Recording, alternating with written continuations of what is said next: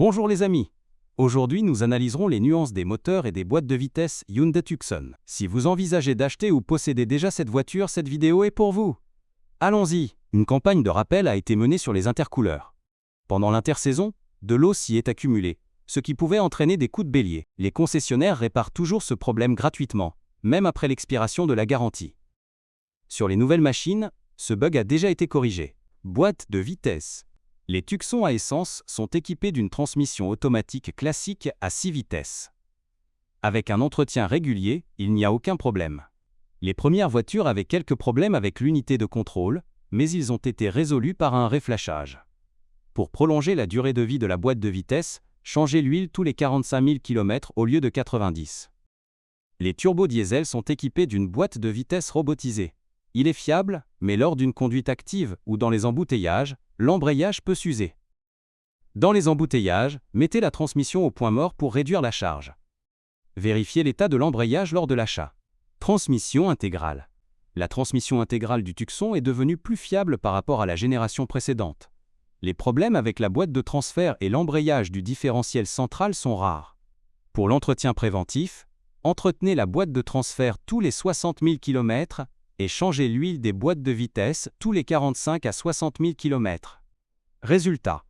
Le Hyundai Tucson est une voiture fiable, mais il y a des nuances qui méritent d'être prises en compte. Vérifiez le pot catalytique, le filtre à particules diesel et l'état de la boîte de vitesse lors de l'achat. Faites attention aux intervalles d'entretien, en particulier pour l'huile et les filtres. Alors votre voiture vous servira longtemps et sans aucun tracas. Si la vidéo vous a été utile, aimez-la, abonnez-vous à la chaîne et partagez votre expérience de possession d'un Tucson dans les commentaires. Rendez-vous dans la prochaine vidéo.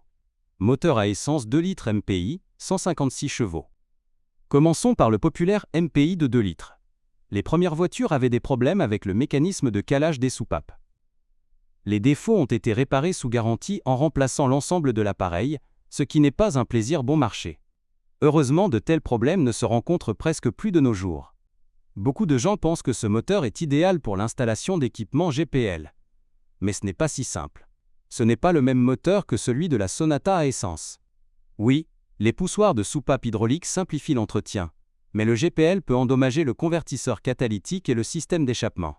Les experts conseillent de renoncer à l'essence et, lors de l'achat d'une voiture d'occasion, de vérifier le convertisseur catalytique. Essence 1,6 TGDI, 150 chevaux. Maintenant, parlons du TGD turbocompressé à 1,6. Ce moteur s'est avéré fiable. Il dispose d'une injection directe, alors choisissez des stations-service avec du carburant de qualité. Parfois, de l'huile fuit sous le couvercle de culasse, mais cela peut être résolu en le scellant. Ce n'est pas grave. Le convertisseur catalytique peut être endommagé par un carburant de mauvaise qualité, bien que ce ne soit pas un problème répandu.